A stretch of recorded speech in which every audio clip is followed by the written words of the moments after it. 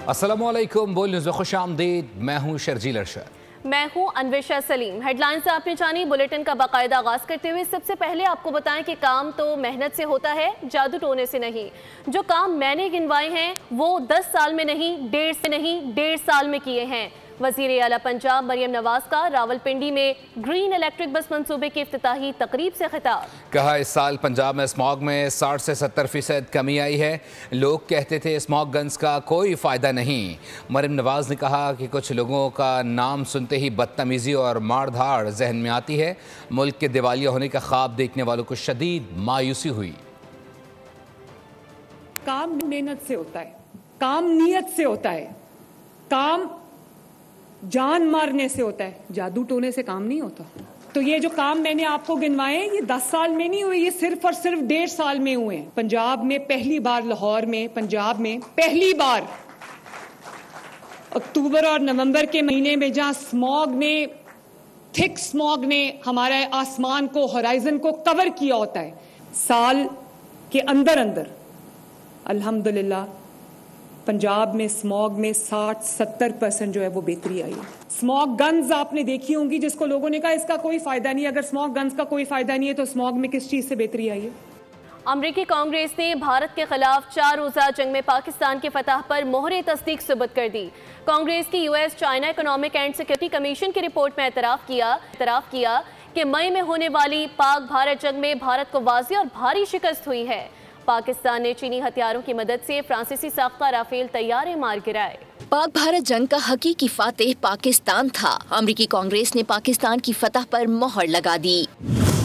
US China economic and security commission ने मई 2025 में पाक भारत जंग के हवाले से अपनी रिपोर्ट कांग्रेस में पेश कर दी, जिसके मुताबिक पाकिस्तान ने इस जंग में न सिर्फ बेहतरीन हिकमत अमली अपनाई बल्कि जदीद तरीन टेक्नोलॉजी का भी भरपूर फायदा उठाया। रिपोर्ट के मुताबिक भारतीय राफेल तैयारे पाकिस्तानी दिफा और चीनी टेक्नोलॉजी के सामने ना टिक सके। भारत के दावों के बरखिलाफ पाकिस्तान ने जंग के इब्तदाई मरहले में ही राफेल समेत 6 तैयारे गिराकर आलमी सतह पर हलचल मचा दी। कमीशन के मुताबिक पाकिस्तान ने चीनी इंटेलिजेंस और जदीद हथियारों की मदद से भारत के 109 मिलिट्री अहदाफ को निशाना बनाया और भारतीय दिफाई लाइन में ऐसी दरारें डाली जिन्हें नई दिल्ली आज तक छुपाने की कोशिश कर रहा है। रिपोर्ट में बताया गया कि मई की झड़प ने चीनी हथियारों की कारकर्दगी को आलमी सतह पर साबित कर दिया। दिफाई तजियाकार मेजर रिटायर्ड मीसम रजा ने बोल से गुफ्तगू में कहा कि पाकिस्तान की फतह की दुनिया मौतरफ है। मोदी कसाब को मुँह छुपाने की जगह नहीं मिल रही। इन 4 दिनों की जंग में जिस तरह जो नतायज जो निकले, और न सिर्फ दिफाई मुहाज पे चित मारा बल्कि सफारती तौर पे भी उनको कम्प्लीटली आइसोलेट कर दिया। जो खुद वो चाय वाला गुजराती बुचर जो है इस कदर शर्मिंदा हो गया कि अब बिहार के इलेक्शन में कोई RSS का जलसा करने के लिए तैयार नहीं हो रहा। तो इसी चीज का इरादा इस रिपोर्ट में, कांग्रेस की रिपोर्ट में, अमरीकी कमीशन के मुताबिक ये जंग भारत के लिए शदीद खिफत का बाइस बनी। अपनी नाकामियों पर पर्दा डालने के लिए नई दिल्ली ने चीन पर बराह रास्त पाकिस्तान की मदद का इल्जाम लगाया। रिपोर्ट के इजरा को पाकिस्तान की अस्करी और सिफारती कामयाबी का बाज़ाब्ता आलमी एतराफ करार दिया जा रहा है। और भी बताएं कि मोदी के हवारियों का सहाफ़ी लबादा बेनकाब, मोदी के भगत आदित्य राज कौल का सफ़ेद झूठ बेनकाब हो गया है। साबिक़ वज़ीर आज़म आज़ाद कश्मीर अनवारुल हक से झूठा बयान मंसूब कर दिया गया। फैक्ट चेक के मुताबिक अनवारुल हक ने लाल किले पर हमले के हवाले से कोई बयान नहीं दिया। इस पर मज़ीद बात करेंगे नुमाइंदा खुसूसी बोल न्यूज़ सलमान अवान का। सलमान, बताइएगा। गोदी मीडिया जो कि बिल्कुल ही आप कह लें कि RSS और बीजेपी का भोंपू बन चुका है, उनकी जानिब से इस किस्म की चीजें, इस किस्म के हथकंडे नए नहीं हैं। आपने देखा होगा 4 रोजा जंग के दौरान भी गोदी मीडिया ने किस किस्म की मज़ाक़ खेज खबरें नशर की, किस किस्म के झूठे दावे नशर किए। और आदित्य राज कौल का जो बयान सामने आया है, जो उन्होंने एक्स प्लेटफॉर्म के ऊपर दिया है, लिखा है, आज़ाद कश्मीर के साबिक वज़ीर आज़म से मंसूब किया है, चौधरी अनवारुल हक के हवाले से मंसूब किया, और इसमें भी पाकिस्तान को लाल किले पर होने वाले हमले से मुंसलिक करने की कोशिश की है। और आज़ाद कश्मीर के वज़ीर आज़म से एक झूठा बयान मंसूब किया है कि उन्होंने अपनी कानून साज असेंबली के अंदर खिताब के अंदर दावा किया कि पाकिस्तान लाल किले को निशाना बना सकता है और पाकिस्तान के हाथ लाल किले तक पहुंचेंगे वगैरह वगैरह। ये सब बातें, उनके दावे बिल्कुल बेबुनियाद हैं, मनगढ़ंत हैं। सलमान अवान अपडेट करते, बहुत शुक्रिया आपका।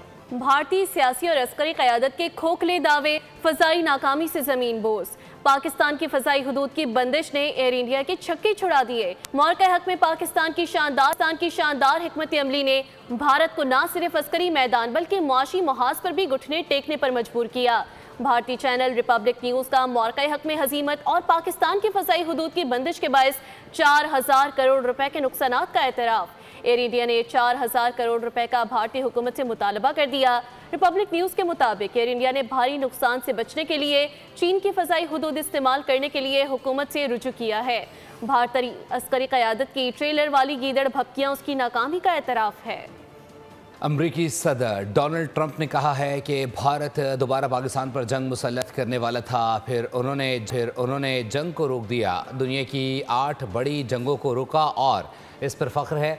تجارت کی بنیاد پر جنگیں روکی گئیں اور دونوں ممالک اب اچھے اقدامات کر رہی ہیں۔ عالمی رسوائی، وہ بھی ایک بار نہیں، 2 بار نہیں، 70 بار۔ امریکی صدر کا پاکستان اور بھارت کے درمیان جنگ کو رکوانے کا پھر دعویٰ۔ روس اور یوکرین کی جنگ جلد ختم ہوگی۔ امریکی صدر ڈونلڈ ٹرمپ نے سعودیہ میں کہا کہ بھارت اور پاکستان کے درمیان ہونے والی جنگ کو روکا جو دوبارہ شروع ہونے والی تھی۔ میری ہی حکمت عملی نے دنیا میں امن کی کوششوں میں اہم کردار ادا کیا۔ ٹرمپ نے سعودی ولی عہد محمد بن سلمان سے ملاقات میں دنیا کی 8 بڑی جنگوں کے خاتمے پر فخر کا اظہار کیا۔ ماسکو میں ایس سی او سربراہان حکومت کونسل کا 24واں اجلاس کے موقع پر نائب وزیر اعظم اسحاق ڈار کی چین، ازبکستان اور تاجکستان کے وزراء اعظم سے ملاقاتیں۔ 2 طرفہ تعلقات میں مثبت پیش رفت پر اطمینان کا اظہار کیا گیا۔ نائب وزیر اعظم کی ماسکو میں اہم ملاقاتیں۔ ترجمان دفتر خارجہ کے مطابق اسحاق ڈار کی ازبکستان کے وزیر اعظم عبداللہ اریپوف سے ملاقات میں 2 طرفہ تعلقات میں مثبت پیش رفت پر اطمینان ظاہر کیا گیا۔ اسحاق ڈار کی کرغزستان کی کابینہ کے چیئرمین عبدالبیک قاسم الیوف سے ملاقات میں 2 طرفہ تعلقات، علاقائی تعاون اور ایس ای او کے اقدامات کا جائزہ لیا گیا۔ چینی وزیر اعظم کے ساتھ ملاقات میں باہمی تعاون کے مزید فروغ اور قریبی رابطے برقرار رکھنے پر اتفاق کیا گیا۔ نائب وزیر اعظم کی روسی وزیر خارجہ سرگئی لاروف سے ملاقات میں 2 طرفہ تعلقات کے تمام پہلوؤں کا تفصیلی جائزہ لیا گیا۔ نائب وزیر اعظم نے کرغزستان کو ایس ای او سربراہان حکومت کونسل کی سربراہی سنبھالنے پر مبارکباد دی۔ اسحاق ڈار کی تاجک وزیر اعظم خیر رسول زادہ سے بھی ملاقات ہوئی۔ مختلف شعبوں میں 2 طرفہ تعلقات کو مزید مضبوط بنانے کے عزم کا اعادہ کیا گیا۔ وزیر اعظم شہباز شریف نے آئندہ مانسون میں ممکنہ جانی و مالی نقصان سے بچنے کے لیے ابھی سے فوری تیاری کی ہدایت کر دی ہے۔ وزیر اعظم کی زیر صدارت اجلاس میں وزارت موسمیاتی تبدیلی کے دیگر منصوبوں سے متعلق بھی گفتگو ہوئی اور ان پر فوری طور پر عمل درآمد کرنے کا حکم دیا گیا۔ وزیر اعظم شہباز شریف کی زیر صدارت موسمیاتی تبدیلی کے مؤثر اثرات سے بچاؤ کی حکمت عملی پر جائزہ اجلاس۔ وزیر اعظم نے کہا کہ آئندہ برس مانسون کے نقصانات سے بچنے کے لیے ابھی سے تیاری کی جائے۔ وزارت موسمیاتی تبدیلی، وزارت منصوبہ بندی، NDMA اور صوبائی حکومتیں مل کر مربوط منصوبہ سازی کریں۔ پانی کے بہتر انتظام کے لیے نیشنل واٹر کونسل کا اجلاس بلانے کی تیاری کا بھی حکم دیا گیا۔ وزیر اعظم نے کہا کہ پاکستان کا عالمی کاربن اخراج میں حصہ نہ ہونے کے برابر ہے، لیکن ہر تیسرے سال موسمیاتی تبدیلی کے مؤثر اثرات سے GDP کا بڑا حصہ خرچ کرنا پڑتا ہے، جس سے ترقیاتی وسائل متاثر ہوتے ہیں۔ اجلاس کے شرکاء کو آئندہ سال مانسون کے حوالے سے اشاریوں کے عالمی تخمینوں اور قلیل، وسط اور طویل مدتی منصوبوں پر بریفنگ دی گئی۔ وزیر اعظم نے قلیل مدتی منصوبے کی منظوری دیتے ہوئے فوری عمل درآمد شروع کرنے کی ہدایت کر دی۔ اگلے مونسون میں 22 سے 26% زائد بارشیں ہوں گی۔ جون کے بعد ہیٹ ویو کے باعث گلیشیئرز کے تیزی سے پگھلنے کا امکان ہے۔ چیئرمین NDMA لیفٹیننٹ جنرل انعام حیدر کی پریس کانفرنس بولے، پاکستان میں موسم کی شدت میں اضافہ ہو رہا ہے، ملک میں مزید ڈیمز پر بات ہو سکتی ہے۔ جہلم پر تو ہم ڈیمز کی بات کر سکتے ہیں۔ پاکستان کی یہ جو کیفیت ہے کلائمیٹ چینج کے حوالے سے ایک ریالٹی ہے، اور انفارچونیٹلی ہر سال اس کی انٹینسٹی میں، اس کی فریکوینسی میں اور اس کے ڈیمیج کے امپیکٹ میں اضافہ ہو رہا ہے۔ ہم سمجھتے ہیں کہ آنے والے دنوں میں 2026 کے مونسون میں اس سال کے مونسون کی نسبت سے تقریباً 22 سے 26% زیادہ انٹینسٹی متوقع ہے۔ اس کے بعد جو ہی جب ہیٹ ویو کا شروع ہوگا آغاز، تو مارچ سے اپریل مئی کے دوران یہ شاید وقت سے پہلے یا ضرورت سے زیادہ پگھلے۔ ہیٹ ویو کی وجہ سے جو گلیشیئر میلٹنگ کی سٹریس ہے وہ اس میں اضافے کا امکان ہے۔ وفاقی آئینی عدالت کا پہلا فل کورٹ اجلاس، عدالت کے طریقہ کار اور ضابطۂ کار سے متعلق اہم فیصلے کیے گئے۔ اجلاس میں فیصلہ کیا گیا کہ آئینی عدالت نے عبوری طور پر سپریم کورٹ رولز 2025 کو اپنا لیا ہے، جبکہ آئینی عدالت کے اپنے مستقل رولز تیار اور منظور نہیں ہوتے۔ اس دوران سپریم کورٹ رولز ہی لاگو رہیں گے۔ فل کورٹ اجلاس میں مزید طے کیا گیا کہ آئینی عدالت کا کم سے کم بینچ 2 رکنی پر مشتمل ہوگا اور ضرورت کے مطابق اس سے بڑے بینچ بھی تشکیل دیے جا سکیں گے۔ اجلاس میں یہ اہم فیصلہ بھی کر لیا گیا کہ صرف وہی وکلا آئینی عدالت میں پیش ہو کر دلائل دے سکیں گے جن کے پاس سپریم کورٹ کا لائسنس ہوگا۔ وفاقی آئینی عدالت کو مقدمات کی منتقلی کا سلسلہ جاری۔ سپریم کورٹ سے آئینی عدالت کو 22,000 زائد مقدمات منتقل کر دیے گئے۔ تمام مقدمات اور نظر ثانی درخواستیں بھی آئینی عدالت منتقل کی گئی ہیں۔ ہائی کورٹ سے ہونے والے فیصلوں کے خلاف اپیلیں بھی آئینی عدالت کو منتقل کر دی گئی ہیں۔ آئینی عدالت کو منتقل مقدمات کی تعداد 25,000 سے تجاوز کرنے کا امکان ہے۔ مخصوص نشستوں سے متعلق کیس جسٹس جمال خان مندوخیل نے 41 امیدواروں سے متعلق فیصلہ اختیار سے تجاوز قرار دے دیا ہے۔ جسٹس جمال مندوخیل کا اکثریتی فیصلے پر جزوی اپیلیں منظور کرنے کا فیصلہ جاری کر دیا گیا۔ جسٹس جمال مندوخیل کے مطابق 41 نشستوں کے معاملے پر اکثریتی فیصلہ درست نہیں، امیدواروں کو آزاد قرار دینے کا اختیار عدالت کے پاس نہیں تھا۔ یہ فیصلہ آئین اور حقائق سے مطابقت نہیں رکھتا۔ عدالت کسی امیدوار کی سیاسی وابستگی تبدیل نہیں کر سکتی۔ انہوں نے لکھا، امیدواروں کا معاملہ عدالت کے سامنے زیر التوا نہیں تھا۔ وزیر اعظم شہباز شریف سے وزیر اعلیٰ سندھ مراد علی شاہ کی اسلام آباد میں ملاقات ہوئی۔ مجموعی سیاسی صورتحال اور صوبہ سندھ کے امور پر تفصیلی تبادلہ خیال کیا گیا۔ اہم بیٹھک میں سندھ کی ترقی کے لیے جاری منصوبوں کی رفتار پر گفتگو کی گئی، جبکہ سندھ کے مسائل حل کرنے کے لیے مشترکہ حکمت عملی پر اتفاق ہوا ہے۔ اور اگر شہری حکومتوں کو اختیارات اور وسائل نہیں ملتے تو نیا صوبہ ناگزیر ہے۔ سندھ یا کوئی بھی صوبہ اگر نچلے والوں کو اختیارات غصب کرے گا تو پھر تو صوبہ بنانا آئین کا حق ہے۔ یہ وقت آ گیا ہے کہ پاکستان میں پیورلی ڈیوالو قسم کا لوکل گورنمنٹ سسٹم آ جائے۔ کیونکہ اس آئینی ترمیم کی حمایت پنجاب کی پوری اسمبلی نے کر دی، وفاقی کیبنٹ نے کر دی، وزیر اعظم نے کر دی اور لا اینڈ جسٹس میں بیٹھے ہوئے کمیٹی کے ممبران نے کر دی۔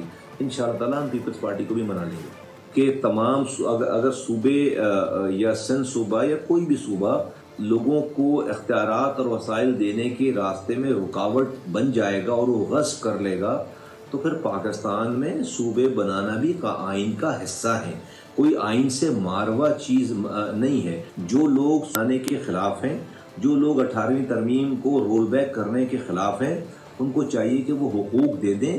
ایم کیو ایم کے اس بل کی تائید کریں، اختیارات اسی صوبے میں رہتے ہوئے وسائل، اختیارات اور وسائل لوکل گورنمنٹ کو دے دیں۔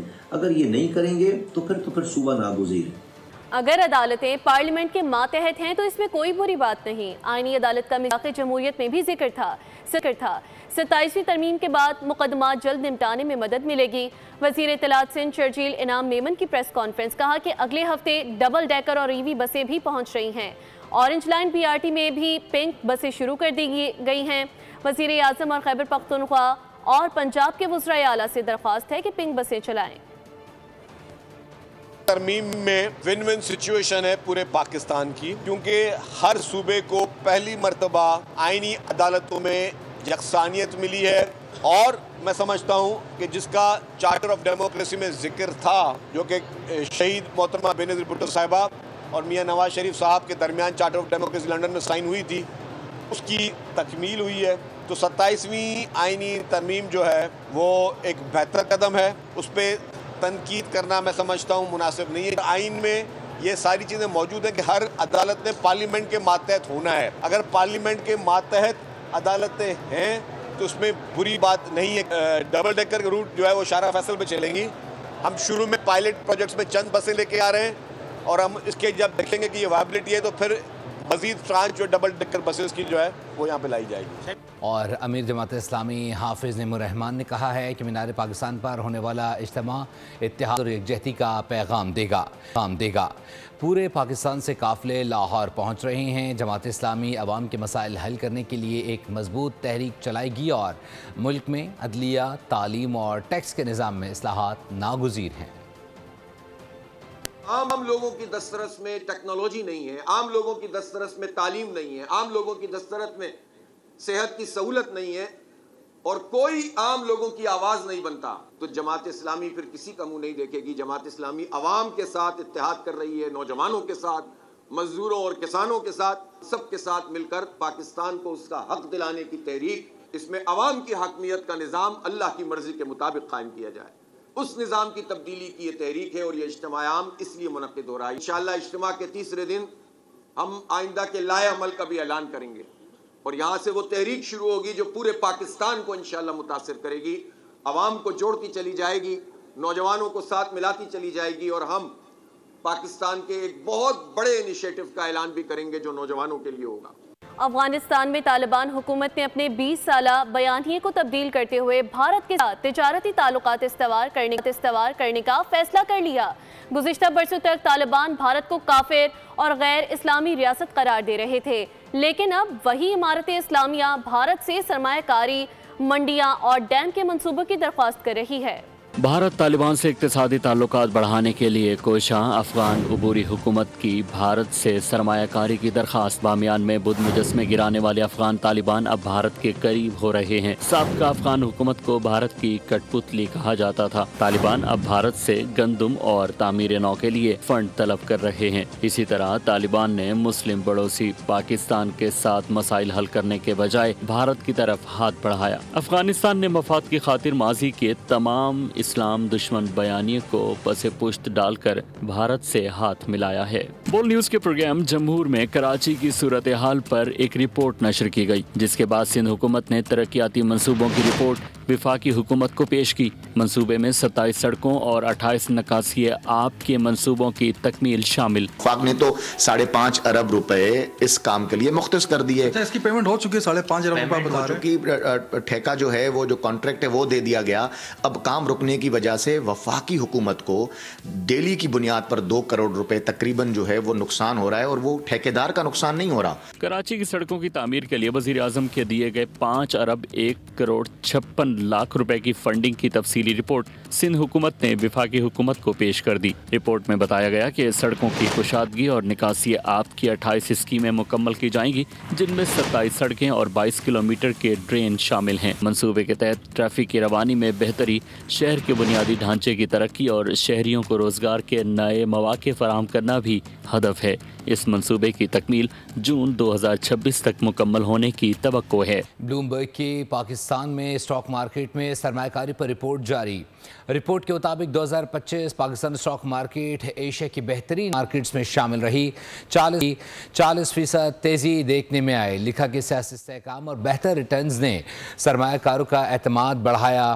ریٹیل سرمایہ کاروں کی بھی بھرپور واپسی دیکھنے میں آئی ہے، جبکہ پراپرٹی کی قیمتوں میں جمود کے باعث لوگ سرمایہ اسٹاک مارکیٹ میں لا رہے ہیں۔ بینک ڈپازٹ ریٹس آدھے ہونے سے بھی عوام کا رجحان شیئرز کی طرف بڑھ گیا ہے۔ حکومتی اقدامات سے معیشت درست سمت پر گامزن ہے۔ متحد ہو کر ہی چیلنجز کا مقابلہ کیا جا سکتا ہے۔ قوموں کی ترقی میں چیلنجز آتے رہتے ہیں۔ وزیر خزانہ محمد اورنگزیب کا تقریب سے خطاب، کہا کہ نجی شعبے کی جانب سے فلاحی کاموں کے لیے فنڈ کی دستیابی کو قدر کی نگاہ سے دیکھتے ہیں۔ نجی شعبے کا ملک کی معیشت کی بہتری میں اہم کردار ہوتا ہے۔ نیوز اسٹوڈیو سے فی الوقت کے لیے اتنا ہی۔ مزید اپڈیٹس کے لیے وزٹ کیجیے bolnews.com۔ آپ دیکھتے رہیے بول نیوز۔ سبسکرائب کریں اور بیل دبائیں تاکہ کوئی خبر رہ نہ جائے۔